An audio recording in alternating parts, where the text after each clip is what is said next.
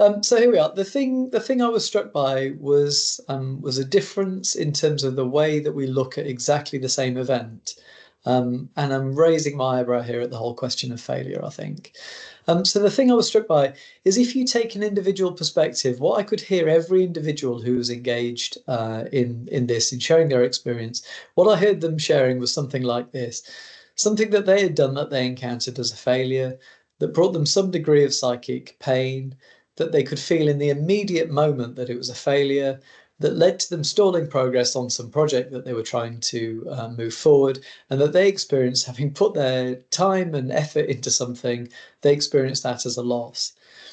It seemed to me then that we were moving on to talk about things, strategies that individuals could then use that were largely around coping with the emotional difficulty of failing in that sense and recovering the work that they do. And I might just characterize that briefly as sort of approaches based in Stoicism. You'll see why in 2 seconds. Um, that's one cut on what we're talking about. The other cut, it seemed to me, was that you could look at it in collective terms.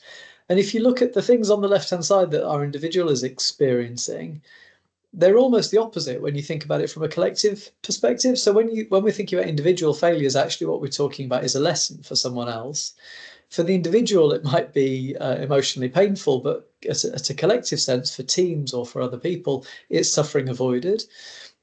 The individual feels it immediately, but collective gain is experienced over time. Stalled progress for individuals, speeded for collective. Sunk cost for individuals, saved time for collective people. So the strategies that you might have there, if you're trying to promote sort of collective gain, are approaches to try and extract and share as many lessons as you possibly could. And it seems to me that at its best, that would be something like what science is trying to do. So for the individual, you're using Stoicism to try and manage yourself. And collectively, we're using approaches based on science, it seems to me, to try and make gains from failure. A few things that seem to me in the conversation were connecting those things. The first, it seemed to me, we've been talking a lot about the quality of management and leadership to try to bridge negative individual experiences up to more positive collective ones.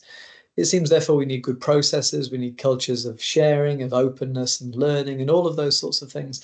So that was my basic take. It seems we're talking about something that is experienced negatively as an individual, but positively when we think more collectively and more as teams.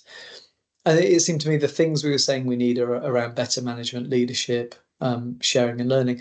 The final thing it seemed to me from looking at the feedback that we might need is more events like this, more events and opportunities where people are brought together to share their experiences and to learn and to, be unabashed about sharing what we might notionally think of as failure. But you can see I'm now skeptical of the whole concept. Um, anyway, that was it. That was all I wanted to say in terms of what I thought I had heard.